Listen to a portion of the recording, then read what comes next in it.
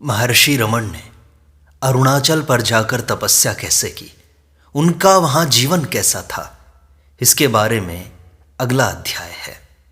उस समय श्री भगवान के सर्वाधिक श्रद्धालु भक्तों में से एक शेषाद्री स्वामी थे। ये वही शेषाद्री स्वामी थे जिन्होंने श्री भगवान की स्कूल के विद्यार्थियों से रक्षा की थी जब वे सर्वप्रथम तिरुवन्नामलाई आए थे। वे अब विरूपाक्ष कंदरा के नीचे पहाड़ी पर रहते थे और वहां अक्सर जाया करते थे। वे बहुत ऊंची आध्यात्मिक स्थिति में पहुंच चुके थे। उनमें देवोपम आकर्षण और सौंदर्य था जो उनके विद्यमान चित्रों में दिखाई देता है। वे पक्षियों के सदृश स्वतंत्र और सबसे न्यारे दिखाई देते थे। प्रायः उन तक लोगों की पहुंच नहीं हो पाती थी। वे प्रायः मौन रहते थे और जब कभी बोलते तो वह प्रायः समझ से परे और पहेलियों से भरा होता था। उन्होंने 17 वर्ष की आयु में घर छोड़ दिया था और उन मंत्रों तथा जप की दीक्षा ली थी जिनसे रहस्यमयी सिद्धियों का विकास होता है। कभी कभी वे शक्ति की सिद्धि के लिए रात भर श्मशान में बैठे रहते थे। न केवल वे हमेशा भक्तों को रमण स्वामी, जैसा कि वे उन्हें पुकारते थे, उनके पास जाने के लिए प्रोत्साहित करते थे, बल्कि कई अवसरों पर वे अपने को रमण स्वामी के साथ एक रूप समझते थे। वे दूसरों के विचार जान जाते और अगर श्री भगवान ने किसी भक्त से कोई बात कही होती तो वे कहा करते थे, मैंने तुमसे ऐसा ऐसा कहा था, फिर तुम क्यों पूछते हो, या तुम इस पर आचरण क्यों नहीं करते। वे किसी मंत्र की दीक्षा तो बहुत कम ही देते थे और अगर वह निवेदक पहले से ही रमण स्वामी का भक्त होता तो वे हमेशा इनकार कर देते थे। उसे वहां जाने के लिए कहते जहां सबसे बड़ा उपदेश मौन मार्गदर्शन का मिलता। एक ही अवसर ऐसा आया जब उन्होंने वस्तुतः एक भक्त को सक्रिय साधना के लिए प्रेरित किया। इस व्यक्ति का नाम सुब्रमण्य मुदाली था, जो अपनी पत्नी और माता के साथ मिलकर अपनी अधिकांश आय उन साधुओं के लिए जिन्होंने संसार का परित्याग कर दिया था भोजन तैयार करने में व्यय किया करता था। अचम्माल की तरह वे प्रतिदिन श्री भगवान और उनके आश्रम वासियों के लिए और शेषाद्री स्वामी के लिए भी अगर वे मिल जाएं, भोजन ले जाया करते। साथ ही साथ सुब्रमण्य एक जमींदार था और मुकदमेबाजी में फंसा हुआ था और अपनी संपत्ति बढ़ाने की कोशिश कर रहा था। शेषाद्री स्वामी को इस बात से बहुत दुख हुआ कि इतना बड़ा भक्त संसार के मोह माया में आसक्त है। उन्होंने उसे आदेश दिया कि वह इस प्रकार की सांसारिक चिंताओं को सर्वथा त्याग दे, अपने को पूर्णतः भगवान के प्रति समर्पित कर दे तथा आध्यात्मिक विकास के लिए प्रयास करे। उन्होंने उससे कहा, देखो, मेरे छोटे भाई की आय 10,000 रुपये है और मेरी 1,000 रुपये है। तुम कम से कम 100 रुपये की आय के लिए तो कोशिश करो। छोटे भाई से उनका अभिप्राय रमण स्वामी से और आय से अभिप्राय आध्यात्मिक उन्नति से था। परंतु जब सुब्रमण्य न माने, शेषाद्री ने हठ किया और उन्हें चेतावनी दी कि वे ब्रह्म हत्या का पाप कर रहे हैं। सुब्रमण्य को श्री भगवान में अधिक आस्था थी, इसलिए उन्होंने उनसे पूछा कि क्या यह सत्य है। श्री भगवान ने कहा, हाँ, आप अपने ब्रह्म स्वरूप को भूलकर ब्रह्म हत्या के भागी बन रहे हैं। एक बार का जिक्र है कि शेषाद्री स्वामी आम्रकंदरा में श्री भगवान के विचारों को जानने के लिए उन पर दृष्टि स्थिर करके बैठ गए, परंतु श्री भगवान तो आत्मा की अनंत शांति में लीन थे। उनमें विचार की कोई तरंग उठती ही नहीं थी। इससे शेषाद्री स्वामी चकित हो गए और उन्होंने कहा, यह स्पष्ट नहीं है कि श्री भगवान क्या सोच रहे हैं। श्री भगवान मौन रहे। कुछ देर रुकने के बाद शेषाद्री स्वामी ने कहा, अगर कोई भगवान अरुणाचल की पूजा करे तो उसे मुक्ति मिल जाएगी। और तब भगवान ने प्रश्न किया, वह कौन है जो पूजा करता है और किसकी पूजा की जाती है। शेषाद्री स्वामी हंस पड़े यही बात तो स्पष्ट नहीं है।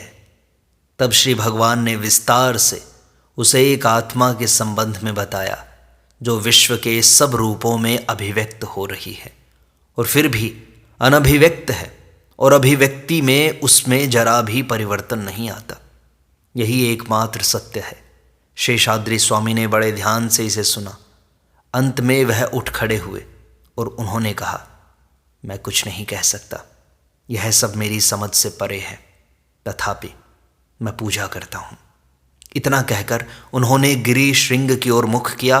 बार बार वह इसे साष्टांग प्रणाम करने लगे और फिर वहाँ से चले गए। शेषाद्रि स्वामी भी कभी कभी उस एकता के दृष्टिकोण से भाषण करते। वे सब वस्तुओं को आत्मा की अभिव्यक्ति समझते, परंतु वे जिस भी दृष्टिकोण से भाषण करते उसमें शुष्क और व्यग्र परिहास का पुट होता। एक दिन किसी ने नारायण स्वामी से उन्हें एक भैंस की ओर घूरते हुए देखा और पूछा, स्वामी किसे देख रहे हैं? मैं इसे देख रहा हूं। उसने आग्रहपूर्वक कहा, क्या यह भैंस है जिसे स्वामी देख रहे हैं? और तब भैंस की ओर इशारा करते हुए शेषाद्रि स्वामी ने उससे कहा, मुझे बताओ यह क्या है? उसने भोलेपन से उत्तर दिया, यह भैंस है। इस पर शेषाद्रि स्वामी चिल्ला उठे, क्या यह भैंस है? भैंस? तुम होगे भैंस, इसे ब्राह्मण कहो। इतना कहकर वह मुड़ पड़े और दूर चले गए। जनवरी 1929 में शेषाद्रि स्वामी का स्वर्गवास हो गया। संतों की तरह उनका शरीर जलाया नहीं गया, बल्कि उसे समाधिस्थ किया गया। श्री भगवान मौन भाव से यह सब देखते रहे। अब भी तिरुवन्नामलाई में शेषाद्रि स्वामी की पूजा की जाती है और उनके मृत्यु समारोह के अवसर पर उनके चित्र का सारे नगर में जुलूस निकाला जाता है। श्री भगवान ने पहाड़ी पर जो प्रारंभिक वर्ष व्यतीत किए, उस दौरान वे धीरे धीरे बाह्य क्रियाकलाप की ओर अभिमुख हो रहे थे।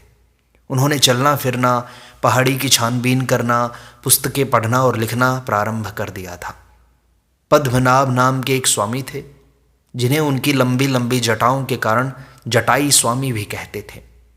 पहाड़ी पर उन्होंने एक आश्रम बना रखा था और उनके पास आश्रम में आध्यात्मिक ज्ञान संबंधी तथा आयुर्वेद जैसे आध्यात्मिक आधार वाले प्रयोगात्मक ज्ञान संबंधी कई ग्रंथ थे। श्री भगवान पद्मनाभ स्वामी के उनके आश्रम में मिलने जाया करते थे और इन ग्रंथों का अवलोकन किया करते। उन्होंने तत्काल ही इन ग्रंथों की विषय वस्तु पर इतना अधिक आधिपत्य प्राप्त कर लिया और उसे कंठस्थ कर लिया कि वे न केवल इसे दोहरा सकते थे, बल्कि इसका सूक्ष्मतम विवरण भी प्रस्तुत कर सकते थे। पुराणों में ऐसा कहा गया है कि अरुणाचल की उत्तरी ढलान पर चोटी के निकट अरुणागिरी योगी के नाम से विख्यात एक सिद्ध पुरुष एक वट वृक्ष के नीचे मौन भाव से उपदेश देते हुए ऐसे स्थान पर बैठे हुए हैं जहां पहुंचना लगभग असंभव है। तिरुवन्नामलाई के भव्य मंदिर में उनकी पवित्र स्मृति में एक मंडप बना हुआ है। कहानी में ऐसा वर्णित है कि यद्यपि अरुणाचल मौन दीक्षा के माध्यम से लोगों को आत्म अन्वेषण के मार्ग पर मुक्ति की ओर ले जाते हैं, तथापि उनकी यह कृपा दृष्टि आध्यात्मिक दृष्टि से अंधकाराच्छन्न इस युग के लोगों के लिए अप्राप्य हो गई थी। तथापि कहानी का प्रतीकात्मक अर्थ इसे शाब्दिक रूप से असत्य नहीं ठहराता। 1906 के लगभग एक दिन जब श्री भगवान पहाड़ी की उत्तरी ढलान पर घूम रहे थे, उन्होंने एक शुष्क जलधारा में एक बड़ा सा वट वृक्ष का पत्ता दिखाई दिया। यह पत्ता इतना बड़ा था कि इस पर भोजन परोसा जा सकता था। उन्होंने यह अनुमान लगाया कि इस पत्ते को पानी नीचे बहा लाया होगा और उस वृक्ष को, जिस पर इतने बड़े पत्ते लगे होंगे, देखने की इच्छा से उन्होंने बाद में एक अवसर पर पहाड़ी पर चढ़कर उस जलधारा तक पहुंचने का निश्चय किया। उबड़ खाबड़ और दुर्गम पहाड़ी पर चढ़ने के बाद वे एक ऐसे स्थान पर पहुंचे जहां से एक विशाल चपटी शिला दिखाई दी। इस चट्टान पर वह विशाल और हरा भरा वट का वृक्ष था जिसकी वे तलाश में थे। उन्हें उस नंगी शिला पर उस वृक्ष को देखकर अत्यंत आश्चर्य हुआ उन्होंने चढ़ना जारी रखा, परंतु जैसे ही वे निकट पहुंचने वाले थे, उनकी टांग के स्पर्श से भीड़ों का एक छत्ता भड़क उठा। भीड़ उड़ने लगे और उन्होंने प्रतिशोध के क्रोध में उनकी टांग पर धावा बोल दिया। श्री भगवान शांत भाव से खड़े रहे। उन्होंने अत्यंत नम्र भाव से भीड़ों के छत्ते को नष्ट करने के परिणाम स्वरूप मिलने वाले दंड को स्वीकार किया, परंतु इस संकेत से उन्होंने आगे न बढ़ने का निश्चय किया और वे कंदरा में वापस लौट आए। उन्हें गए बहुत देर हो गई थी, इसलिए भक्तजन अत्यंत चिंतित हो रहे थे। जब उन्होंने श्री भगवान को देखा तो वे उनकी फूली हुई टांग को देखकर अत्यंत भयभीत हो गए। उन्होंने उस अगम्य वट वृक्ष की ओर संकेत किया। वे फिर कभी उस ओर नहीं गए। उनके जो भक्तजन उस वृक्ष तक पहुंचना चाहते थे, उन्हें भी उन्होंने निरुत्साहित किया। एक बार भक्तों के एक दल ने, जिसमें थॉमसन नामक एक अंग्रेज भी थे, उस वृक्ष तक पहुंचने का संकेत किया। कुछ देर तक अंधाधुंध बढ़ने के बाद वे इतनी कठिन स्थिति में पड़ गए कि न तो उनमें ऊपर जाने की हिम्मत रही और न ही नीचे उतरने की। उन्होंने सहायता के लिए भगवान से प्रार्थना की और किसी प्रकार सुरक्षित आश्रम वापस लौट आए। उन्होंने फिर कभी कोशिश नहीं की। दूसरों ने भी यही प्रयास किया, परंतु उन्हें सफलता नहीं मिली। यद्यपि श्री भगवान किसी कार्य को निंदनीय भी ठहराते थे, तथापि बहुत कम अवसरों पर वे स्पष्टतः इसके लिए निषेध करते थे। वे यह समझते थे कि क्या उचित है और क्या अनुचित, यह अंतरात्मा ही बता सकती है। वर्तमान उदाहरण में उनके भक्तों के लिए स्पष्टतः यह अनुचित था कि वे वह कार्य करें जिसके लिए उनके स्वामी ने उन्हें मना किया है।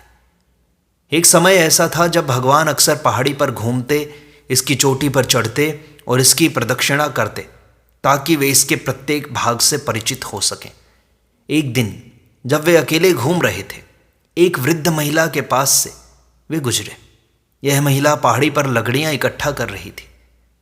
वह एक साधारण अस्पृश्य महिला लगती थी, परंतु उसने एक सवर्ण हिंदू के समान अत्यंत निर्भीकतापूर्वक स्वामी को संबोधित करते हुए अस्पृश्य जनोचित भाषा में कहा, तुम्हारा सत्यानाश हो।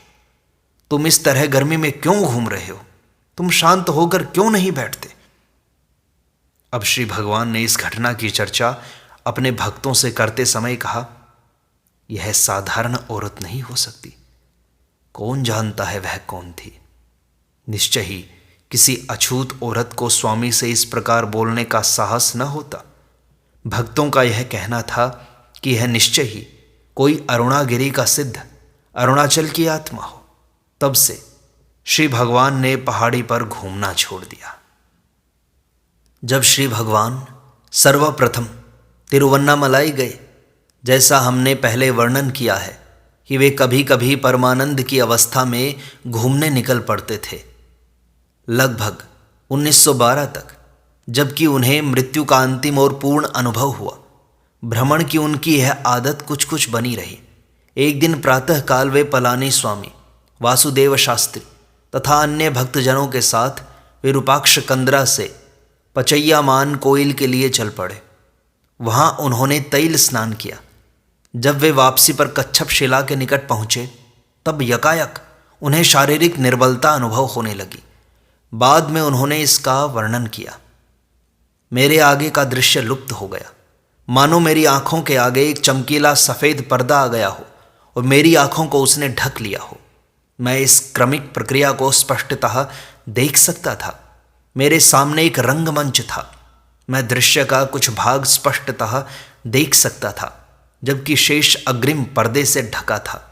यह इस प्रकार था मानो सैरबिन में किसी की आंखों के आगे स्लाइड आ गई हो। इस प्रकार अनुभव करने के बाद मैंने चलना बंद कर दिया ताकि मैं कहीं गिर न पड़ूं। जब यह साफ हो गया तो मैंने चलना शुरू कर दिया। जब दूसरी बार मेरी आंखों के आगे अंधेरा छा गया और मुझे कमजोरी महसूस होने लगी, मैं एक शिला का सहारा लेकर तब तक खड़ा रहा जब तक मेरी आंखों के आगे से यह अंधेरा छंट नहीं गया। जब तीसरी बार ऐसा हुआ तो मैंने बैठ जाना ही उचित समझा, इसलिए मैं शिला के पास बैठ गया। तब उस चमकीले सफ़ेद पर्दे के कारण मेरा देखना बिल्कुल बंद हो गया। सिर चकराने लगा, खून का दौरा बंद हो गया और सांस रुक गई। मेरी त्वचा नीली काली पड़ गई। यह मौत का रंग था। यह गहरा और गहरा होता गया। तथ्य तो यह है कि वासुदेव शास्त्री ने मुझे मृत समझ लिया, अपनी गोद में ले लिया और मेरी मृत्यु का शोक मनाते हुए जोर जोर से रोना शुरू कर दिया। मुझे वासुदेव शास्त्री के आलिंगन और उनकी कंपकंपी का स्पष्ट अनुभव हो रहा था। उनके विलाप के शब्द स्पष्ट सुनाई पड़ रहे थे और उनका अर्थ मेरी समझ में आ रहा था। मुझे अपनी त्वचा का रंग उड़ता हुआ दिखाई दिया और ऐसा लगा कि खून का दौरा बंद हो रहा है, सांस रुक रही है और शरीर ठंडा होता जा रहा है। इस स्थिति में भी मेरा सामान्य चैतन्य बना हुआ था। मुझे जरा भी भय नहीं था और शरीर की इस अवस्था पर मुझे तनिक भी शोक नहीं था। मैं अपनी सामान्य स्थिति में शिला के निकट बैठा था, अपनी आंखें बंद कर ली थी और शिला का सहारा लेकर वहीं बैठा था। बिना खून के दौरे और सांस के मेरा शरीर उसकी स्थिति में था। यह अवस्था कोई 10 या 15 मिनट तक रही। तब यकायक मेरे शरीर में कंपन की लहर दौड़ पड़ी। प्रबल वेग के साथ खून का दौरा और सांस चालू हो गई और शरीर के प्रत्येक अंग से पसीना छूटने लगा। त्वचा पर जीवन का रंग पुनः प्रकट हो गया था। मैंने तब अपनी आंखें खोली और उठ खड़ा हुआ। मैंने कहा, चलो अब चलें। हम बिना किसी और बाधा के विरूपाक्ष कंदरा पर पहुंच गए। यही एकमात्र दौरा मुझे पड़ा जिससे मेरा खून का दौर और सांसें दोनों रुक गए थे। तब बाद में जो गलत विवरण फैलाने लगे थे, उन्हें दूर करने के लिए उन्होंने यह वक्तव्य दिया। मैंने किसी प्रयोजन से अपने को दौरे की हालत में नहीं लाया था और न ही मैं यह देखना चाहता था कि मृत्यु के बाद मेरे शरीर की क्या अवस्था होगी। न ही मैंने यह कहा था कि दूसरों को चेतावनी दिए बिना मैं इस शरीर का त्याग नहीं करूँगा। यह उन दौरों में से था जो मुझे कभी कभी पड़ा करते थे। केवल इस बार दौरे ने भयंकर रूप धारण कर लिया था। इस अनुभव के संबंध में शायद सबसे अधिक विशिष्ट बात यह है कि श्री भगवान के आध्यात्मिक जागरण के फलस्वरूप समुत्पन्न मृत्यु के समय की सहिष्णुता की आवृत्ति है, जो वास्तविक शारीरिक प्रदर्शन द्वारा प्रकट हो रही है। इससे हमें थायु मनावर कवि के उस पद का पुनः स्मरण हो आता है जिसे श्री भगवान प्रायः उद्धृत किया करते थे। जब व्यक्ति उस सर्वव्यापिनी सत्ता से, जिसका न आदि है, न अंत है और न मध्य है, अभिभूत हो जाता है, तब उसे अद्वैत आनंद की अनुभूति होने लगती है। इससे श्री भगवान के बाह्य सामान्य जीवन की ओर लौटने की प्रक्रिया की पूर्णता सूचित होती है। श्री भगवान अपनी जीवन पद्धति में कितने सामान्य और मानवीय थे, उस संबंध में कुछ कहना कठिन है, परंतु इसका वर्णन आवश्यक है, क्योंकि उनकी पूर्व कठोर तपस्या से किसी का यह विचार बन सकता है कि उनका रूप भयानक और घृणास्पद होगा। इसके विपरीत उनकी जीवन पद्धति स्वाभाविक और सब प्रकार के बंधनों से मुक्त थी। नव आगंतुक उनके सानिध्य में तत्काल ही अपने को सुखद स्थिति में अनुभव करने लगता था। उनकी बातचीत में हमेशा हास परिहास का पुट रहता था। उनका बाल सुलभ हास्य इतना प्रभावी था, जो उनकी भाषा भी नहीं समझते थे, वे भी उसका आनंद लेते थे। श्री भगवान और उनका आश्रम अत्यंत स्वच्छ थे। जब एक नियमित आश्रम की स्थापना हो गई, तब इसका कार्य कार्यालय की तरह समय सारणी के अनुसार चलने लगा। घड़ियों का समय बिल्कुल ठीक रखा जाता था और दैनिक कार्यक्रम सर्वथा निर्धारित होता था। किसी वस्तु का अपव्यय नहीं किया जाता था। एक बार एक सेवक को श्री भगवान ने इसलिए डांटा क्योंकि वह पुस्तक पर चढ़ाने के लिए नया कागज ले आया था, जबकि पहले कटे हुए कागज का भी प्रयोग किया जा सकता था। भोजन के संबंध में भी यही बात थी। जब श्री भगवान भोजन कर चुके होते थे, उनकी पत्तल पर चावल का एक भी दाना जूठन के रूप में दिखाई नहीं देता था। सब्जी के डंठल और पत्ते पशुओं के खाने के लिए रख दिए जाते थे, उन्हें फेंका नहीं जाता था। श्री भगवान स्वभावतः अत्यंत सरल और विनम्र थे। जिन थोड़ी सी बातों पर उन्हें क्रोध आता था, उनमें से यह भी एक थी। खाना परोसने के समय यदि उनके सामने कोई स्वादिष्ट वस्तु दूसरों की अपेक्षा अधिक मात्रा में परोसी जाती, तो वे क्रोधित हो उठते। महाकक्ष में प्रवेश करते समय वे लोगों का अपने सम्मान में उठ खड़े होना पसंद नहीं करते थे और उनसे अपने स्थानों पर बैठे रहने का संकेत करते थे। एक बार वे दोपहर को धीरे धीरे नीचे पहाड़ी पर स्थित आश्रम की ओर जा रहे थे। उनका कद लंबा और रंग स्वर्ण सदृश था। बाल पहले ही सफेद हो चुके थे। वे अत्यंत कृशकाय दिखाई देते थे। गठिया के कारण वे झुककर और लाठी का सहारा लेकर चल रहे थे। उनके साथ छोटे कद का श्याम वर्ण का एक सेवक था। पीछे से उनका एक भक्त आ रहा था, इसलिए वे यह कहते हुए एक और हो गए, तुम तरुण हो और जल्दी चलते हो, पहले तुम जाओ। यह एक छोटी सी शिष्टाचार की बात थी, परंतु भक्त के प्रति गुरु का यह गौरव गरिमामय आचरण था। ऐसी अनेक कथाएं हैं, कहाँ तक वर्णन करें। इनमें से कुछ पर बाद में उपयुक्त स्थान पर प्रकाश डाला जाएगा। चूंकि अब सामान्य जीवन पद्धति की ओर वापसी की चर्चा हो रही है, इसलिए यह निर्देश करना आवश्यक है कि उनकी जीवन पद्धति कितनी सामान्य, कितनी मानवीय और कितनी उदात्त थी। इस प्रकार अरुणाचल की तपस्या का यह भाग संपूर्णता को प्राप्त होता है। शेष अगले अंक में।